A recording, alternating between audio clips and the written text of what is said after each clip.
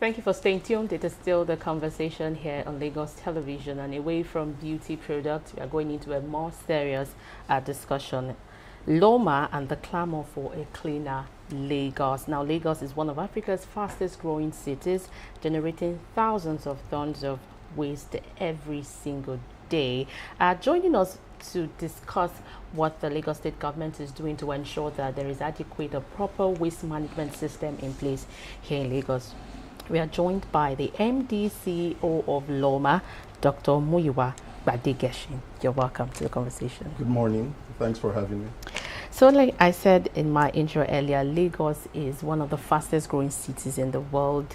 Lagos generates, or maybe you should tell us how much waste is the state generating on a daily basis? About 13,000 to 15,000. And then when you look at the quantity of waste generated, infrastructure-wise, how is the state doing to manage this waste?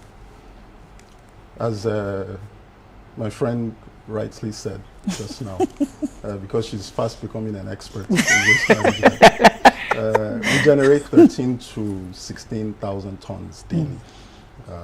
As you know, population is quite high, 22 million. It's probably higher than that. It's been a while since we did a census, but our estimate is about 22 million. And it's a very challenging figure when you think about the logistics of managing that much waste that is generated every single day. No matter how hard you work today to collect waste, transport, and dispose, tomorrow you start all over again, the same cycle. So it is challenging. In order to move that much waste, we need in Lagos a minimum of 1,000 compactor trucks. How many do we have now? Right now, I can tell you that functioning trucks probably about 450 to 500.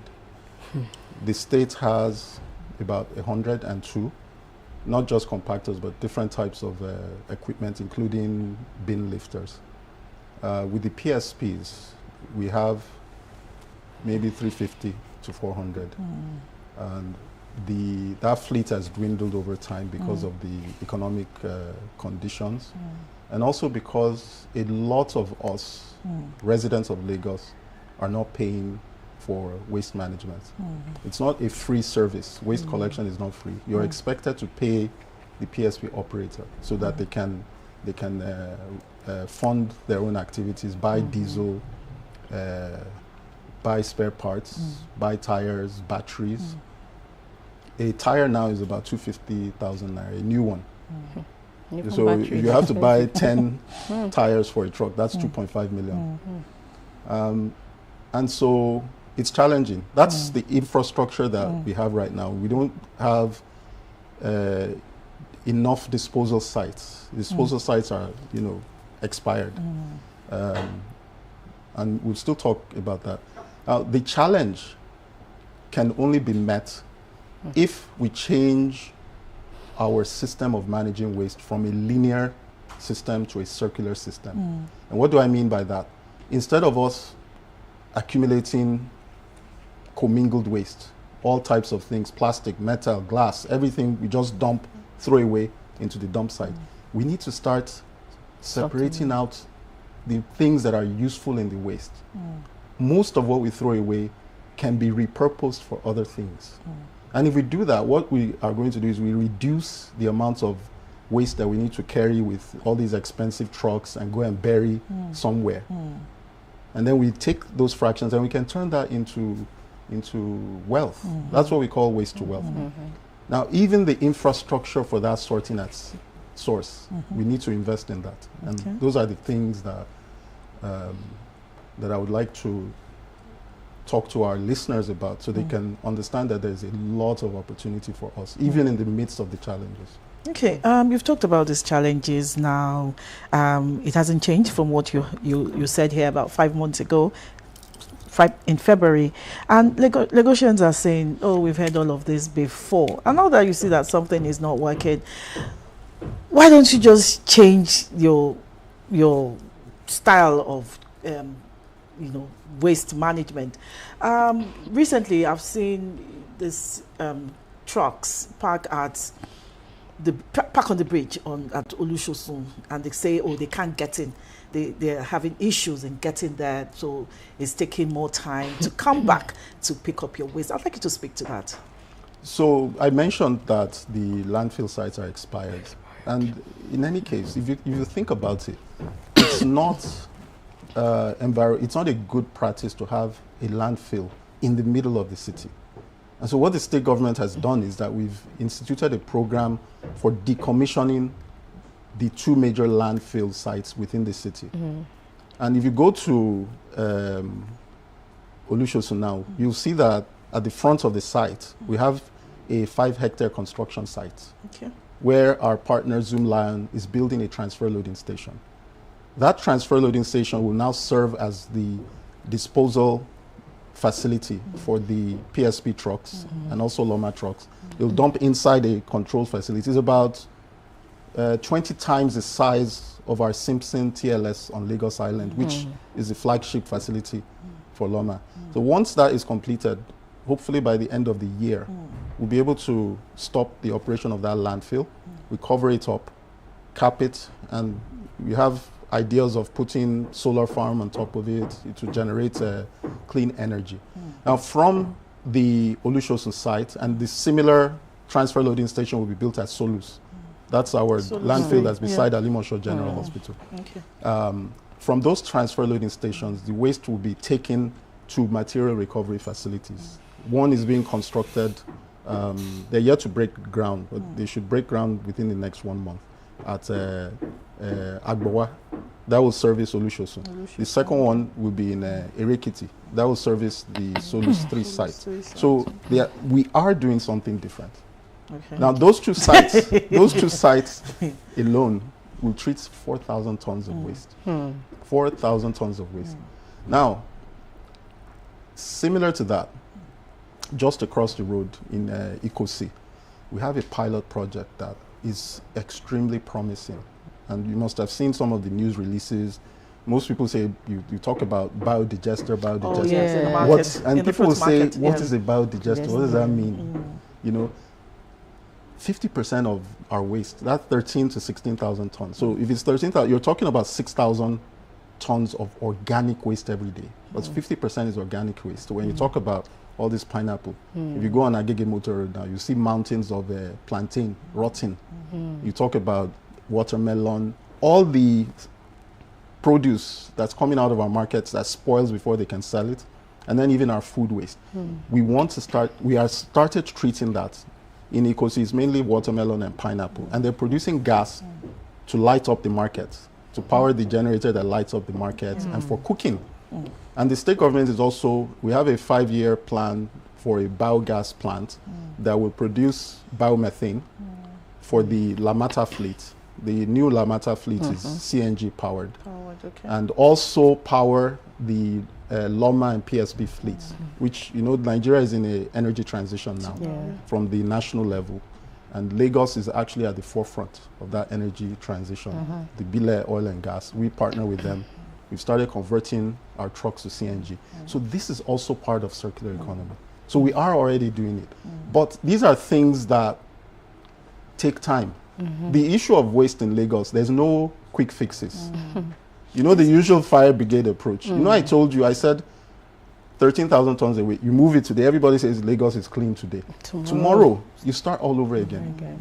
And that's why we have to change that pattern. And we started doing it, but changing it is going to take time, investment. But most of all,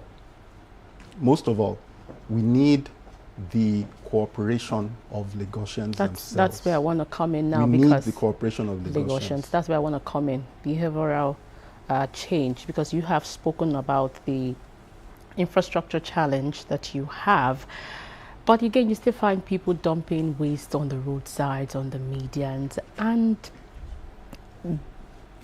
what is the government doing to ensure, because again, while we began the show, I talked about a particular LCDA, Agboiketu. Yesterday they had a public hearing, you know, to amend the environmental laws, and they were stating that whoever doesn't have a waste bin in front of their house will be fined 50,000, or you go to jail for 6 months or something like that. And that's what that council is doing to bring sanity to their area. But looking at it overall, I see a people problem. You know, and Lagos is accommodating. You have a lot of people trooping into the state on a daily. And so how is the state coping to manage this situation? Enforcement. We have the laws, and we, in a situation where you don't enforce the law, you know, the philosophy, if you remember your philosophy 101, life becomes nasty, brutish, and short. That's the Hobbesian conundrum. And where you have human, it's not unique to Nigerians. There's nowhere in the world where people will not try to litter or dump waste. So it's not just us. And mind you, it's not everyone. There's a subset of human beings who have some psychological imbalance because they don't feel ownership. They don't have a sense of responsibility for their environment. It's not everyone in Lagos who litters. A lot of people are very concerned about the situation with waste management. But what the government is doing is to do what government does best, which is to enforce the law. And if you notice along the Badagry Expressway, since last week Monday, we're on day 10 today, we started a massive enforcement exercise. That corridor has been the subject of so many complaints. We've gone there about 4 times in the lifetime of this administration. And this time around, we said, well, let us put a stop to the disorder in that corridor once and for all. We've done about, we started, I remember in 2019, we started from Orile. So all the way to mile 2 is relatively sanitized. So we now took it further and said, okay, the next stretch, we're going to clear the illegal occupants on the highway. There are about 10,000 people from Lasu Gate, Yanoba, all the way down to Okoko. 10,000 people, based on our census and our study, living on the road, doing everything. I won't mention, when I talk about everything, I mean from eating to the other end, on the road. One of them, so lawless, has even sunk a borehole in the median and was selling water to other people. So this is the kind of thing that we can't allow. So we started, and we're going to stay there until we've cleared everyone. And we're going to, you know, that corridor is a site of a lot of investment by the state government. The blue line, you can see we're going into the second phase. The expressway, and it's an international gateway. So that's just one example. And we're going to take that model to other corridors as well. We're working with the task force, with the Lagos Environmental Sanitation Corps, units of OP-MISA, that's a military unit, and of course LAWMA enforcement, and we've been working there. So similarly, the Lagos-Badagry Expressway, you were talking about how everybody wants to come to Lagos. It's because we're doing so well providing infrastructure. So once people see that, when they saw Lagos-Badagry, some people see it as their palace or their mansion because they sleep. If you go there at night, you see them sleeping on the road, constructing shanties on a brand new road. And so we started clearing that stretch as well. So what we've discovered is that you can't allow public space to, you just have to occupy it and keep applying pressure to prevent people from, those who don't have, most of them are homeless, and it's just not, it's not something that we'll allow. So we'll continue to do that enforcement. So aside enforcing the law, are there other mediums through which the government is also making people see things in a different light? Because again, you arrest somebody today, after 6 months, you release him. He goes back and does the same thing again. And so aside enforcement, aside payment of fines or being imprisoned, what other measures are you taking? Well, I mean, we have it's not always prison or payment of fines. Sometimes they do community service as well. But the enforcement is non-negotiable. When we talk about zero tolerance, it means that the laws of Lagos must be obeyed. And if you don't want to obey those laws, we'll make it so difficult for you. So you can go somewhere else where maybe it's less, you can do whatever you like. But in Lagos, we can't allow that. We're too heavily populated, and this is a center of excellence.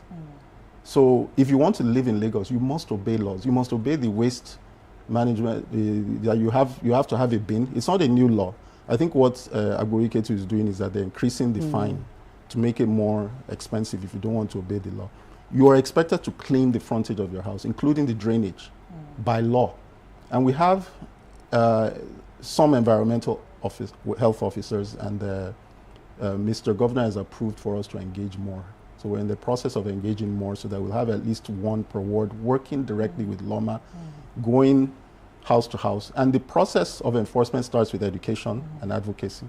So if you remember in the old days, those who are old enough to remember, the wole woles who go from house to house, they teach people the importance of cleanliness, maintaining the environment, the health consequences. All the malaria that is one of the deadliest diseases can be eliminated if you keep your environment clean and you prevent standing water around you, whether it's in the gutter or maybe there's litter cans or bottles where the mosquitoes are breeding. So these are things that we just have to continue doing. We have to continue advocating. We have advocacy units, and so does the Ministry of Environment, who go out into the community. We meet with the markets.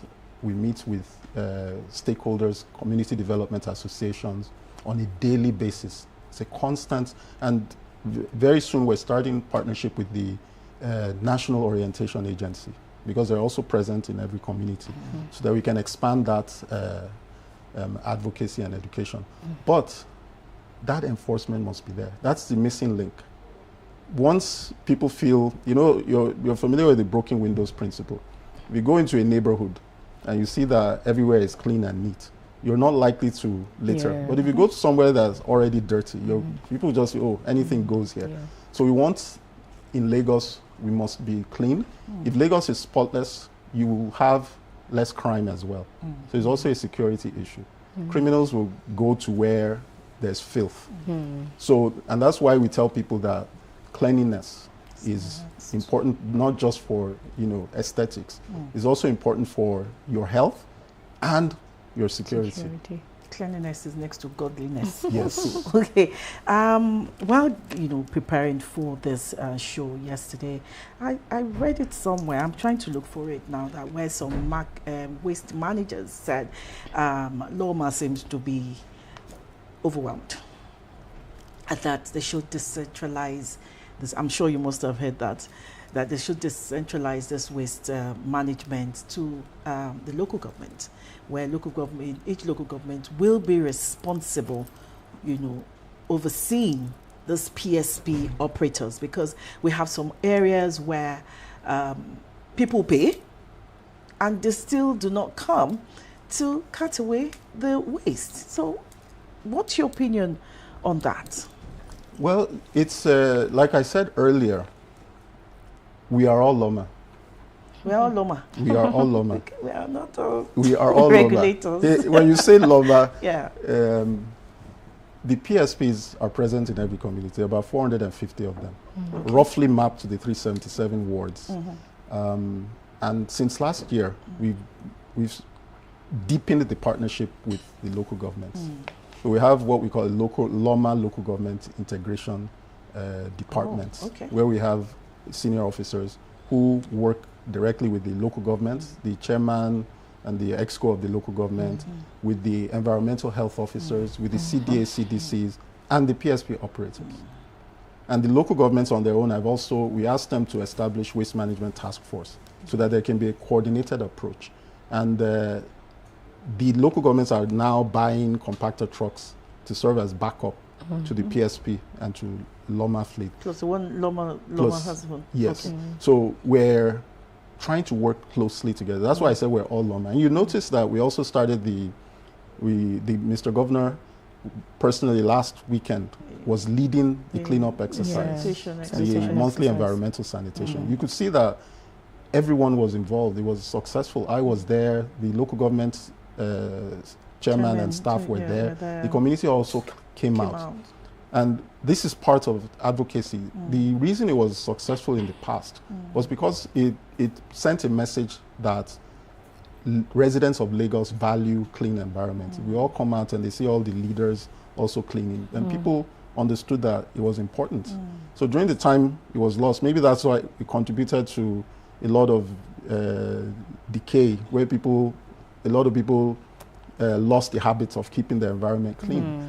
And in terms of centralization, it's difficult to hand over waste management entirely to the local government because of the issue of disposal. Disposal, okay. Because you can't have disposal sites in every local government. So the system is working. It's just that it needs new investment and restructuring, and that's what we're doing. I mentioned earlier about circular economy. And one of the things that we've asked the local government chairman to do is to provide space for recyclable collection centers. And what we want to have is within each of those of our communities to have a place where people can take their recyclables to and get money in exchange for those recyclables. And we're even looking at whether we can have community recycling cooperatives managing those locations. So by the time you know, because we say it's money, if it's truly money, people want us to show me. Yeah. If you keep saying it's money, we started this already in Lagos Island. From our Simpson transfer loading station, every Thursday, we go out into the community with megaphone, ask people to bring out their plastics, their paper and cardboard, and we give them money on the spot. We weigh what they bring out, and we give them the market rates for that day, for whatever they brought out. It's a very popular program, and we're spreading that to our other facilities. Yesterday, I was at Oshodi transfer loading station, the one on the way to the airport, just to inspect and set up a similar collection center. And we want every local government to, even if it's just 1 or 2 plots, fence it round and let people come there and give them money, and then we'll take those recyclables and the off-takers. There are a lot of local companies that have established recycling plants, the Polysmart, the Alchem, the Sonex, that are ready to buy those materials. But they want clean items. They don't want the one that somebody has been, picking out of the dump site. So it is a real thing that is happening as we speak. We're just trying to structure it properly. And I mentioned about opportunity. On Tuesday, 2 days ago, we had marathon meetings. About 9 different groups came to us because we've been talking about it. And they came to us with ideas, young Nigerians who want to do various aspects of recycling, and it blew my mind because I saw 24-year-old, 28-year-old who just need the opportunity. Some of them just need a letter from LAWMA saying they can go ahead and do it. And we'll continue doing that. So our doors are open. Those who have ideas, who want to support the circular economy and who want to make money from waste, we want them to reach out to us. You can email at info@lawma.gov.ng. You can look at our social media handle at LAWMA_GOV, or you look at my social media handle, which is at Muyiwa, MUYIWAG, and just tag us, and we'll give you advice and support for you to be able to start your business. The opportunity is there, but like I said, we all must partake for us to be able to actualize it. It's not government alone or LAWMA alone that can do it, and that's why I said we are all LAWMA. Together. Yeah. Okay, No, so we're all speaking LAWMA. about we all being LAWMA, we are in the raining season, and one of the things that contributes to flooding are blocked drainages. I mean, the rain that fell 2 weeks ago, Sunday, flood, it was everywhere. And so again, I want to know how LAWMA is also collaborating with other agencies, sister agencies, in managing and tackling the issue of flooding. Also, the Minister of Works was around, about 3 days since Sunday, and he got complained that it was because of the project, the Lagos Calabar coastal road. It was because of that project we were having a lot of flooding in Lagos, and he redirected the blame to waste being dumped indiscriminately in Lagos, and of course some sand deposit in some areas. I'm not sure you heard it, but now that you're hearing it, how did you feel, that a minister from Abuja is still coming to put the blame on indiscriminate waste disposal? in Lagos? Well, I think taking the first part of the question, the causes of flooding are multifactorial. It's not just one thing. First of all, we are a low-lying state, a coastal state. Yeah. And we're fortunate, as with many other aspects in Nigeria, God smiles on us. We don't have the kind of natural disasters that you see in other parts of the world. A lot of what we're experiencing are human-made, like we're doing it to ourselves. However, some of the flooding that you see is not properly called flooding, it's flash flooding. Okay. And we have to be, if we don't define the problem properly, we won't be able to find a solution. So we don't have flooding that stays somewhere for days and weeks, and so we have to understand what is happening. Now, Lagos State has an extensive system of canals, drainage channels, primary, secondary, tertiary, and the Ministry of Environment and Water Resources has been doing a lot over the last few years with ensuring that there's free flow of water in those drainage channels, including enforcement exercises for those who have built houses on drainage channels where they're not supposed to, which is one of the causes of flood. It's not just about waste. Yes, a lot of people, when they see flowing water, they think that they can dump their waste inside it because the water will carry it away. Especially during rainy season. So it's an issue of ignorance. I understand that mentality. And some just see a drainage and they think, oh, this is a dump site. They can get rid of their waste there. So that's a human behavior problem that we're solving by expanding our enforcement and also working with the local governments to also monitor what's happening and stop people from doing that. The issue of the Lagos, the coastal road causing flooding, you know that Lekki Peninsula was formerly a marshland, was swamp. When they started construction of that road, they discovered a lot of waste, areas that have been reclaimed by waste. And they took hundreds and hundreds and hundreds of truckloads because we worked with them on that. They had to excavate a lot of waste that people had used to reclaim land, which is a very terrible practice as well. They've constructed that road well. They have drainage channels. However, some of the communities around there have also blocked drainage channels. So that is one of the primary causes of flooding. There's shanties also who are dumping waste, and if they dump waste, that is going to block the drainage that has been constructed. So we have to be true to ourselves and go and trace the sources. If a drainage channel is blocked, and we've started doing that, we're going to trace it and find out who is blocking it and get rid of it. We're not going to take such a thing personally. We'll investigate, research, find out what is happening, and make sure it comes to an end. So I didn't feel, anyhow, it's not a personal thing. It's something that if there's a problem there, you need to go there and find out what the cause is and solve it. The minister has spoken, and we'll go and investigate and see what's going on there.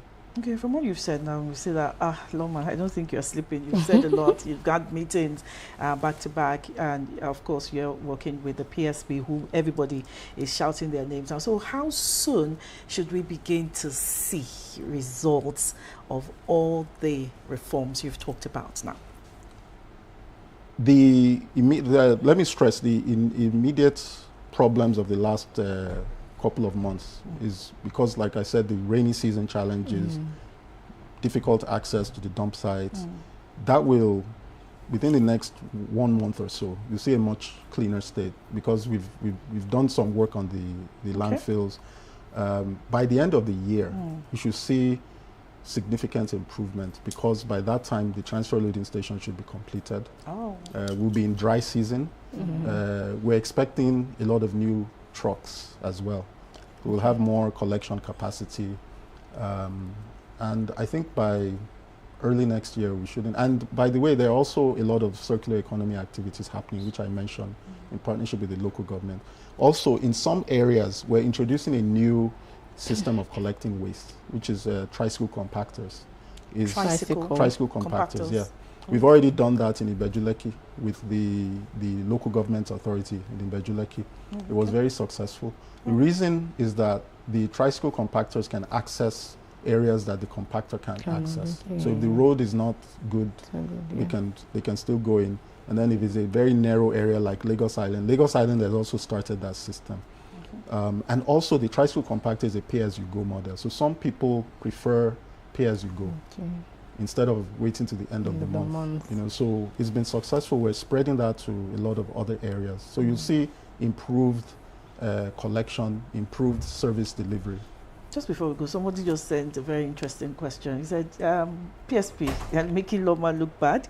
So would LAWMA consider publishing the performance records of PSP operators so residents know who is delivering and who isn't? Yeah, we used to publish that. No, we'll consider publishing it again. They are, like I said, they are our franchise operators, so they're representing us. So when there are problems, we try to look for ways of solving those problems. They're not all struggling. A lot of them are doing good work. So the ones that are struggling, we do monthly performance reviews. And where they no longer have capacity, we change them. Where we're able to support them, we support them. And we have customer service lines. For those who may have issues, you can reach out to us on 070 80 60 10 20. I'll repeat that, 070 80 60 10 20 or 08 00 00 52962. And like I said earlier, you can also reach us by email, info@lawma.gov.ng. And I want to stress that we're always available to help you solve any problem you may have with waste management services. We don't want people to ever resort to dumping waste on the road or the median. We don't want waste on our roads in Lagos. I want to stress that. If you have any issue or delay, reach out to us directly, and we'll be able to help you solve that. Thank you very much, Dr. Muyiwa Gbadegesin, MD/CEO LAWMA. And we've been discussing LAWMA and the clamour for a cleaner Lagos. Waste management is shared responsibility between government and all of us residents. Thank you very much, sir. Thank you. We'll be right back after this short break.